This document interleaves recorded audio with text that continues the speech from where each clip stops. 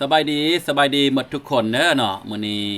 ค่อยกลับมาบ้านเผามงอีกแล้วเนาะมื้อนี้ค่อยจะมาเล่านิทานอันหนึงให้ฟังบ่แม่นนิทานมันเป็นเรื่องเล่าเนาะท่ามกลางบรรยากาศนี่ฝนแท้ฝนว่าเม็ดขึ้นเลยเนาะมื้อนี้ค่อยจะมาเล่าเรื่องให้ฟังเด้อเป็นนิทานของเผามงเฮาละอันนี้เนาะเออในมื้อนึงหันเนาะที่ว่าหมู่บ้านแห่งหนึงที่ว่ามันปกคลุมด้วยอ่า เมฆหมอกที่ว่าฟ้าฝนเนาะอยู่ในเดือน6แต่ว่าฝนหลายอยู่ในเขตที่อุดมสมบูรณ์ป่าไม้ใบตอกหยังหลายบ่ได้รับการทำลายเนาะในหันค่อยก็ได้มาอาศัยอยู่กับแม่แล้วก็พี่น้องอยู่ในบ้านดังเก่าหันเพราะว่าพอได้เข้าไปอยู่ในป่าเป็นทหารเนาะแล้วก็หนีจากการไล่ล่าของ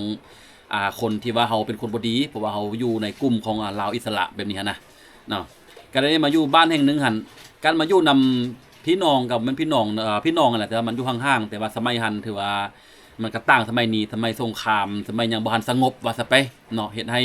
การดำรงชีวิตนี่ยากหลายแหละเขายากมากแพงถือว่าการมาอยู่นำกับเพียงพอแต่ว่ามีบ่อนมาพักพาอาศัยน้อยเดียวแต่ว่าความทุกข์ยากนี่เต็มเลยหรือว่าการบ่ให้เกียรติซึ่งกันและกันบ่ได้นี่ซะไปเนาะ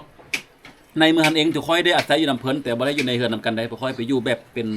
เฮือนอ่าวนอกๆนิดนึงเนาะที่ว่าเป็นบ่อนคอกเพิ่นเมียนมาแด้เมียนงัวเมียนหยังเพิ่นแต่ว่าก็อยู่คนละบ่อนเพราะเพิ่นเอาเมียนหญ้าตัวหันน่ะอยู่ค่อยมาอยู่หันและมือหันเองเนาะถือว่าน้องถือว่าเป็นคนหนึงเพราะ3คนที่เขามาอยู่นำกันน้องเป็นผู้หนึงที่ว่าอยากกินข้าวเนาะอย่างนางน้อยน้องนางน้อยประมาณ5ปีแม่ก็เลยว่า แม่บ่ได้เว้าหยังดอกแม่ก็ฮู้แล้วว่าบ่ฮู้ไปหาอยู่ไสแต่ว่าค่อยก็ถือว่าได้ลึงกับคนผู้หนึ่งที่ว่าลึงแบบเพยผิวเผินนั่นแหละเนาะลึงกับผู้ชายเนาะค่อยตอนนั้นประมาณอยากเข้าประมาณ16ปีเนาะ16ปีแล้วได้ย้างเข้ามาเนาะย้างเข้ามาในเฮือนดังกล่าวหั่นก็พอดีพบพอกับเขากำลังกินข้าวเนาะค่อยบ่เคยเข้าอยู่เทื่อที่ว่าเห็นเพิ่นกำลังกินข้าวแล้วค่อยย้างเข้ามาแบบนี้นะจุดประสงค์ค่อยก็ถือว่าจะเข้ามาขอกินมาขอเข้าเพื่อมาให้น้องแบบนี้แหละ พอดีเข้ามาปุ๊บก้าวผ่านประตูเข้ามาคำเบาที่บอกเป็นมิตรนะจากผู้หญิงคนหนึงที่ว่าเราก็มีอายุแล้วแต่คนเอาอ้วนทุ่มๆอยู่ดอกหน้าเราคือแบบอ้วนๆอยู่ดอกเราหายออกมาว่ามึงเข้ามาเฮ็ดหยังว่าเฮือนกูเลยนะว่ามึงบ่ฮู้บอกกูกำลังกินข้าวตัวมึงเข้าน่ะออกไปเดี๋ยวนี้ว่าบ่ได้ยินเนาะหันค่อยฮู้หันเนาะเราทางเบาเราทางเอาไม้อยู่กวาดแบบคือตีม้านี่แหละเนาะไล่ๆกันมาน่ะค่อยก็เลยออกไปก็ได้ยินลูกสาวของเราอยู่หันบอกออกมาแม่แม่นไผ แม่เราบอกให้ฟังว่าอ้าวผู้นั้นกับผู้นี้เด้ว่าผู้ที่ว่ามาอยู่นำผู้หันเด้ว่าเมื่อเป็นหันเนาะค่อยกันหูหันค่อยกันย่างออกมาเลยเพราะว่ามันถึกคำหายไปหันน่ะค่อยกันย่างออกมาเลยบ่หันได้เบาอย่างจักคำเนาะแต่หลังจากหันเนาะหลังจากหันค่อยกับมือฮอดเทือนแล้วค่อยก็ถือว่าหมดความหวังแต่ว่าประมาณชั่วโมงกว่าประมาณนี้แหละตามเมื่อค่อยคิดไหลเบิ่งเนาะแล้วยินผู้นึงที่ว่าออกมาเป็นผู้หญิงใดเป็นหญิงที่ว่าออกมาแบบเรามาตามหาบ่หมอเราเบาๆยังไม่แต่เราก็ออกมาค่อยออกมาแล้วค่อยมาส่องเบิ่งแม่บอกว่าบ่ไม่ลุกมันไผมาน่ะค่อยก็เลยออกมาส่องเบิ่งพอดีมอนปึ๊บเราก็จับเอาอันป้อเข้าที่ว่าห่อได้ใบตองเนาะห่อได้ใบตองยืนให้ค่อยแล้วเราก็ออกมาเลยเนาะเราก็ออกมาเลยแล้วค่อยกับบ่ฮู้เพราะว่าแม่นไผได้ค่อยบ่ได้ฮู้เลยว่าแม่นไผค่อยก็เอาท่อนมาไขออกมาเนาะค่อยมาไขออกมาเลยได้ไขอันให้ห่อตองน่ะว่าแม่นหยังก็ฮู้แม่นข้าวเป็นเม็ดข้าวสีขาวอยู่ในหันค่อยจะเห็นป๋าหันมันบ่แม่นเป็นโต๊ะเด้มันเป็นแบบมุนๆเด้แล้วก็หักเขิงเนาะหักเขิงแล้วค่อยก็ฮู้ว่าเพิ่นหักเขิงมาให้ค่อยกินแบบนั้นเนาะหลังจากหันค่อยก็ฮู้นั้นค่อยก็ปลุกน้องขึ้นมากินข้าวคำคาบข้าวหันจุเจ้าคาบข้าวหันค่อยเห็นน้องค่อยกินข้าวแซ่บแท้แซ่บหว่าอาจจะเป็นครั้งแรกที่เราได้กินอาหารได้กินข้าวขาวๆแล้วก็ได้กินปลาเขิงนึงตัวน่ะแต่ค่อยบ่ฮู้เลยว่าผู้เอามาให้ค่อยแม่นไผค่อยบ่ฮู้เด้เนาะค่อยบ่เพราะว่าท่ามกลางความมืดเราเอามาให้แล้วเราก็ไปเลยเนาะแล้วตื่นเช้ามาเข้าตัวยังเหลือหันเนาะเข้าเรือนค่อยเอาไปให้น้องค่อยกินแล้วค่อยก็ใส่การอยู่ในบ้านท่านเจ้าโอ้มันบ่แม่นธรรมดาเจ้าเนาะมันทุกข์ยากแท้ๆเด้เนาะแต่ว่าก็โอเคอยู่ดอกคะแนนจะมีความรักต่อกันตื่นเช้ามาค่อยกับแม่ต้องได้ไปให้แต่เช้าน้องค่อยน่ะประมาณ6ปีแต่อยู่เฮือนได้เจ้าอยู่เฮือนนำเพิ่นอยู่เฮือนนำเพิ่นค่อยใหญ่แล้วค่อยฮู้ได้เนาะมาฮอดเฮือนแล้วจะเห็นน้องที่ว่าย่านบ่หรือว่าน้องที่ว่าหิวบ่ค่อยสัมผัสได้แม้จนน้ำตาไหลแม่น้ำตาไหลแม่แข็งหูก็ค่อยสัมผัสได้ว่าตอนน้องอยู่เฮือนนั่นน่ะน้องจะถึกเขาตีเขาหายหรือว่าบ่ให้กินข้าวเลยค่อยฮู้ตัวนี้น่ะแต่เนื่องจากว่าเอาไปนำบ่ได้เพราะว่าให้ไก่ได้หยังแล้วก็บ่มีฮอตตูบอยู่เจ้ามันทุกข์แท้บ่มีตูบอยู่ค่อยไปให้นี่น่ะ กับแม่เนี่ยพอเฮ็ดให้เม็ดมือแต่ว่ามอสก็มาอาศัยอยู่นำห่มใหม่เล็กน้อยจากยุงจากหยังเต็มแต่ว่าน้องนี่เทิงบ่จะถึกเพิ่นหายแล้วเพิ่นตีก็ยังไขกว่าน้อยนึงที่ไปอยู่ไห้อยู่ป่าเนาะหั่นแต่น้องรู้สึกว่าแต่ละมือน้องย่านหลายน้องย่านหรือว่าน้องแบบบ่ปากน้องซึมเศร้าเมื่อเป็นหันค่อยเกิดถามมึงแม่ว่าแม่คันทันเฮาออกเมื่อบ่แม่ว่าเฮาหนีจากหมู่บ้านแห่งนี้ซะเพราะว่าหมู่บ้านแห่งนี้ก็แม่นอยู่ว่าเพิ่นเป็นพี่น้องของเฮาแต่ว่าเฮาเบิ่งนี่เพิ่นจะบ่นับเฮาเป็นพี่น้องแล้วเนาะแล้วมื้อนึงหาแฮงก็หันเนาะเขาเห็นหอยอยู่กันหลังของน้องก็ค่อยมีไม้แส้อยู่2อันตีบ่แม่นตีลาวจอมันจนเป็นหอยเขียวหอยแบบซ้ำเลือดดำลงฮอดสั่นหนังเลยนะสั่นหนักเลยแต่ว่าถามน้องค่อย6ปีเราจะบ่บอกเลยเราจะบ่บอกเลยเราจะบ่ปากเลย อาจจะได้รับการข่มขู่เนาะเมื่อเป็นเนาะหั่นมือที่ค่อยบ่อาศัยไผแต่ค่อยอาศัยแต่ผู้เดียวอยู่บ้านนั่นก็คือว่าค่อยลึงกับลูกชายของเราประมาณ16-17 ปีเฮือนหลังที่ว่าเพิ่นหายค่อยเมื่อเป็นเนาะหั่นเนาะเมื่อไรน้องหิวน่ะค่อยก็ลักมาบัดนั้นลักมาแต่ว่าคันว่าเห็นอันหมู่ค่อยน่ะก็ได้นิดนึงเขาคันผู้อื่นก็บ่ได้แต่มือคันเองเนาะค่อยสัมผัสได้ว่าพอดีเข้ามาแล้วเห็นผู้หญิงผู้หนึ่งพันกันรุ่นราวเขาเดียวกับค่อยล่ะเราก็เป็นคนที่ว่าคนเฮ็ดเวียกเราคนเฮ็ดเวียกนอนหน้าเราจะเต็มแต่ว่าเป็นสีแบบคนเฮ็ดเวียกว่าจะไปให้เบิ่งบางคนบ่ได้แต่งเฮ็ดเวียกค่อยเข้ามาแล้วว่าเราบ่ทันเบาหยังแล้วห่อเข้าห่อใบตองให้ค่อยเลยแล้วค่อยคิดเอาเลยว่าห่อเข้าตัวมือที่ว่าค่อยได้กินมื้อหั่นน่ะต้องเป็นห่อเข้าพวกนี้เนาะเราห่อให้ค่อยแล้วค่อยก็จับเอาไม้แล้วก็ยูลังค่อยออกเพราะว่าเราย่านพ่อกับแม่เราเห็นพ่อแม่เราจะบ่ให้พัวพันกับค่อยหรือว่าบ่อยากให้จุค่อยกินข้าวแบบนั้นน่ะยูลังค่อยออกไปเลยแล้วค่อยก็ออกไปแล้วค่อยก็ฮู้ว่าต้องแม่นผู้นี้แหละที่เอาเข้าให้ค่อยต้นมือหั่นน่ะแล้วจนอยู่มาได้ประมาณเดือนปลายแล้วค่อยมีโอกาสได้พบกับเราอยู่ที่ทางไปให้เนาะทางไปให้ค่อยอดบ่ได้ว่าค่อยขาดใจว่ามือหั่นแม่นบ่เจ้าเอาอันเข้ามาให้ค่อยน่ะเรามีแต่พยักหน้าแล้วเราก็บ่เว้านั่นนี่แล้วเราก็กลับไปแต่ค่อยสังเกตเห็นว่าเพราะว่าค่อยก็เป็นชายหนุ่มผู้นึง16ปีแต่ว่าด้วยความผ่านเจ็บปวดหรือว่าผ่านด้วยความทุกข์ยากทรมานจนบ่มีคำแบบว่ามีความฮักกันน่ะแต่ค่อยก็รู้สึกว่าถึกใจกับผู้หญิงผู้นี้ก็คือกันเราอาจจะเป็นคนนึงที่ว่าผ่านความทุกข์ความหนาวมาบ่แม่นธรรมดาเนาะแล้วค่อยก็มาสืบฮู้ว่าลาวกับบ่แม่นคือกันลาวกับบ่แม่นลูกของเฮือนหันคือกันเราเป็นคนของพี่น้องที่ว่าพ่อแม่ได้เสียชีวิตจากพญาติบ่นี่นั่นแหละแล้วมาอยู่นำเพิ่นแต่น้อยเนาะเมื่อเป็นเนาะหันค่อยก็รู้สึกอยากคนพบเพิ่นแล้วค่อยก็อยากถามเพราะว่าค่อยเบิ่งลาวเราก็บ่ได้แม้นอยู่ว่าลาวจะมีข้าวกินหรือว่าต่างๆแต่ว่าค่อยสังเกตเบิ่งหน้าตาของลาวก็บ่ต่างหยังกับค่อยดอกด้วยความอมทุกข์เพราะว่าค่อยเห็นลาวไปให้ไปผู้เดียวน่ะไปให้ผู้เดียวไปมาผู้เดียวแบบนี้น่ะค่อยถามไปทำมากับแม่นดังความก็คิดแท้เราอาจจะมีชีวิตดีกว่าค่อยน้อยนึงเนาะแต่เราก็เป็นผู้นึงที่ว่าเป็นคนใส่ของเฮือนหันคือกันเนาะเมื่อเป็นเนาะหันค่อยก็เลยอยากถามว่าน้องอยู่บ้านใดเนาะน้องอยู่บ้านใดแต่เราเป็นคนที่เบายากที่สุดค่อยจังฮู้ว่าโอ้ทุกคนที่มีปัญหาทางหัวใจหรือปัญหาทางความอมทุกข์หรือว่าการถึกกดขี่ข่มเหงนี่นะเนาะคำเบาคำบ้ามันจะบ่หลายได้มันจะแบบอมทุกข์อยู่หั่นเพราะว่าบ่สามารถระบายนำไผได้เนาะบ่สามารถระบายนำไผได้เมื่อเป็นเนาะหั่นเนาะค่อยก็เลยบอกว่าค่อยเลยส่วนว่าน้องบ่อยากลงไปอยู่ในเมืองได้บ่ลงไปอยู่แถวหันบ่ทั้งที่ตัวเองก็บ่ฮู้จะที่ไปแต่ก็ฮักถามไปตามภาษาที่ว่าเป็นบ้าวแล้วแต่ว่าบ่ฮู้ที่จะสื่อสารมันออกไปหั่นน่ะ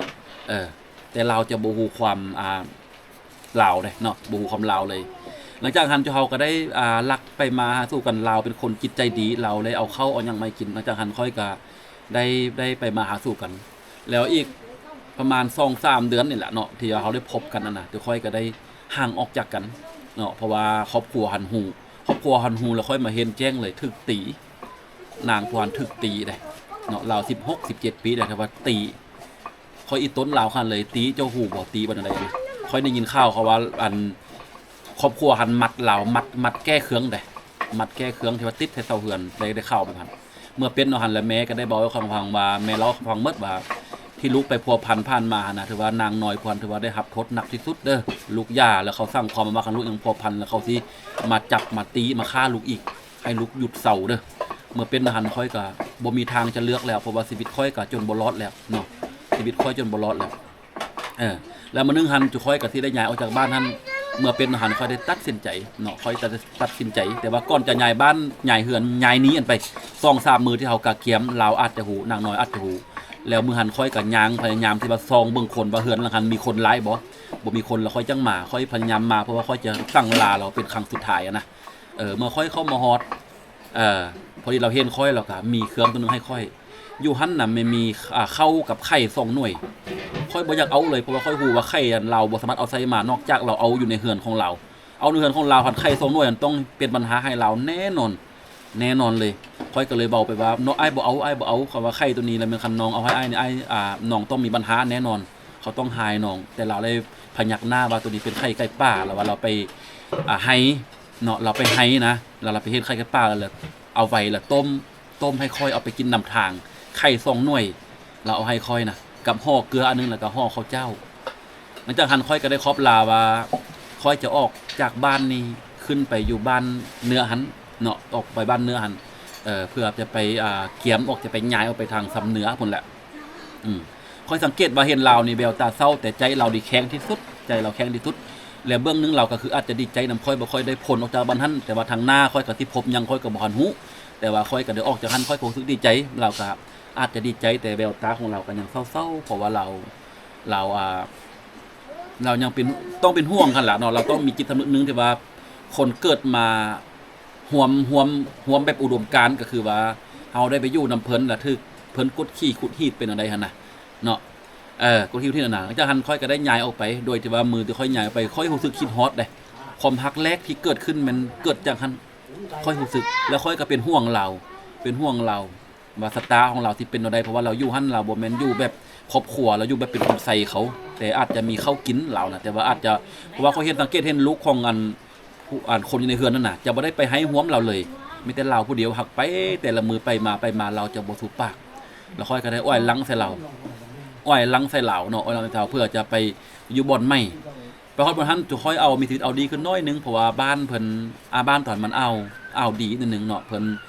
ไปฮอดแล้วจุเฮาก็ไปอยู่นำพี่น้องเผ่ามงนี่แหละไปอยู่แล้วเพิ่นก็ได้จัดสรรแล้วเพิ่นก็ได้ซอยกันปุกตุบให้จุค่อยถึงว่าตุบจะน้อย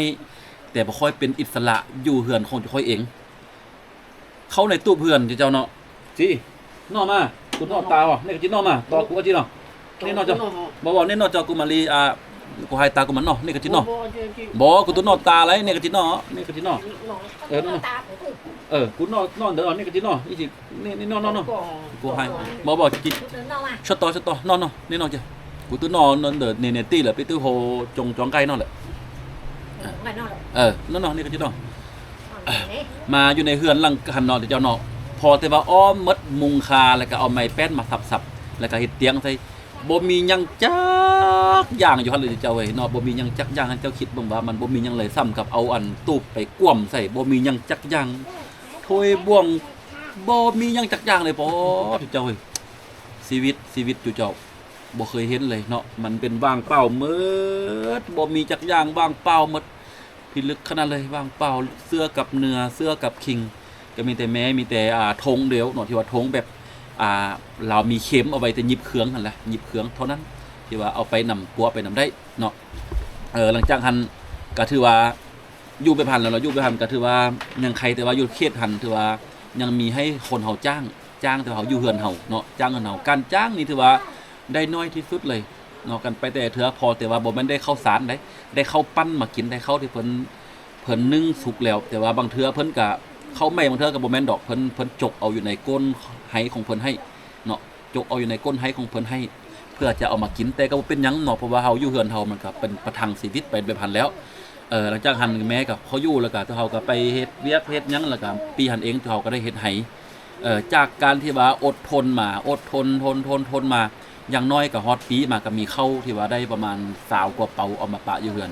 เนาะหลังจากหันก็ถือว่ามีผู้นึงที่ว่าแบ่งให้ยืมบ่แม่นแบ่งให้เด้มันมีหม้อที่ว่าเพิ่นเฮ็ดกินแล้วเขาเอามาเฮ็ดแล้วไปส่งเพิ่นเนาะชีวิตการใช้ชีวิตที่ว่าหม้อหน่วยนึงต้องได้ไปเอามาไปกลับเว้าเทิงไฟปีนึงก็ต้องเจ้าต้องดังปีนึงเจ้าต้องบ่ให้มันดับเลยเพราะว่าคันดับแล้วเจ้าไปซอกไฟนี่จะยากที่สุดบางเฮือนมีแต่เพื่อเพิ่นสิให้ยืม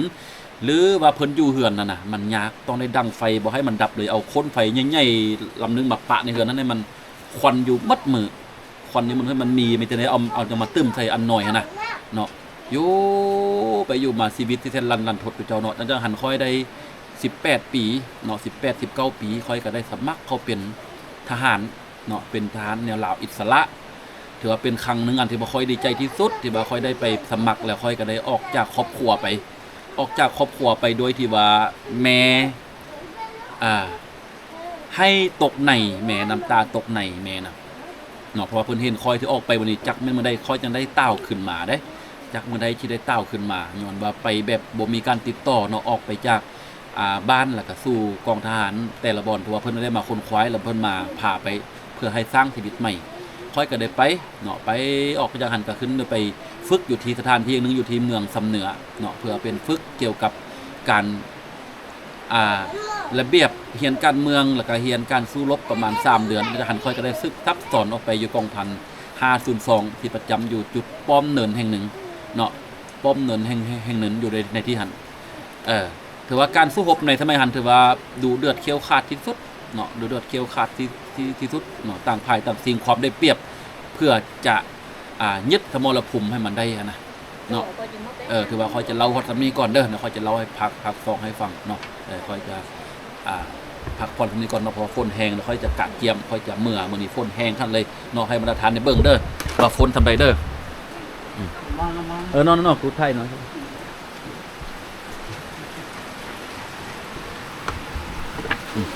เดี๋ยวนี่มือเจ้านี่ความฝนนะคุณเดี๋ยวฝนนี่ฝนวันโอเคค่อยจะกินข้าวหรือค่อยจะออกเมืองเด้อเหมือนเด้อใส่ตะลมแล้วค่อยจะออกเมืองเพิ่นจุดประสงค์ค่อยมามื้อนี้นะเจ้าเนาะค่อยมาเบิ่งแม่เฒ่าเพิ่นเฮ็ดเฮือนเนาะเฮือนหลังนี้แหละเฮือนเผามงนี่แหละที่ว่าค่อยได้เพิ่งพาอาศัยเพิ่นค่อยก็เลยมายามเพิ่นมื้อนี้ค่อยจะใส่ตะลมให้เพิ่นแด่แล้วก็มาเบิ่งไผเฮ็ดเฮือนแด่แล้วก็มาเบิ่งผู้นึงที่ว่า